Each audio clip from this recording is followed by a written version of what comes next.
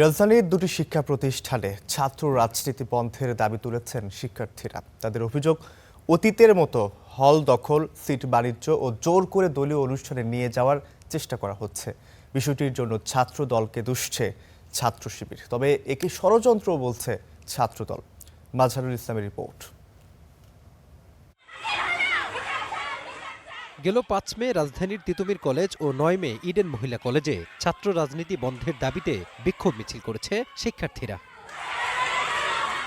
হল দখল, সিট বাণিজ্য আর শিক্ষার পরিবেশ ব্যাহত হওয়ার অভিযোগ এনে এমন দাবি করেছেন ঢাকার দুই ঐতিহ্যবাহী শিক্ষা প্রতিষ্ঠানের সাধারণ শিক্ষার্থীরা।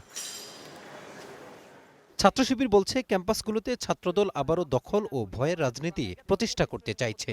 সেই আশঙ্কা থেকেই হয়তো ছাত্র রাজনীতি নিষিদ্ধের দাবি উঠেছে। তবে এতে সায় নেই ছাত্র শিবিরের। সিন্ডিকেটের চাঁদাবাজি, খুন, ধর্ষণ সহ ক্যাম্পাস নিয়ন্ত্রণ, সিট বাণিজ্য ইত্যাদি কর্মকাণ্ডের কারণে শিক্ষার্থীদের মধ্যে যে ভয় তৈরি হয়েছে, সেই কারণে এই দাবিটা উঠছে।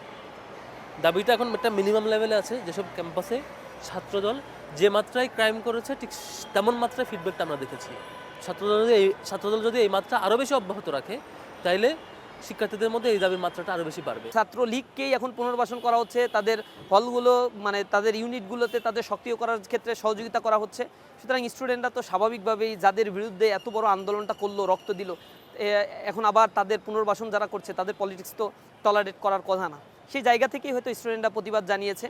তো আমরা আমাদের জায়গা থেকে আমরা স্পষ্ট করেছি যে সহনশীল হওয়া উচিত এবং প্রত্যেকটা ক্যাম্পাসে রাজনীতি কতটুকু কিভাবে কি করতে পারবে তার একটা কোড অফ সোশ্যাল কন্ডাক্ট থাকা উচিত। তবে ছাত্রদল বলছে, দেশের প্রতিটি আন্দোলনের সঙ্গে ছাত্র রাজনীতির নাম জড়িয়ে আছে। তাই নিষিদ্ধের এমন দাবি পরিকল্পিত ষড়যন্ত্র, যার পেছনে রয়েছে গুপ্ত একটি সংগঠন। এটি যারা নিষিদ্ধ চায় তারা আসলে বাংলাদেশের অস্তিত্বের বিরোধী এবং বাংলাদেশের যে জন্ম হয়েছে তার বিরোধিতাকারী যারা গুপ্ত রাজনীতি করতে অভ্যস্ত। জাতীয়তাবাদী ছাত্রদল মনে করে যে কোনো ক্যাম্পাসে দলীয় ছাত্র রাজনীতি বন্ধ করা এটি কোনোভাবে সমাধান হতে পারে না, এবং একই সাথে এটি বাংলাদেশের সংবিধানের মৌলিক অধিকারের পরিপন্থী একটি সিদ্ধান্ত।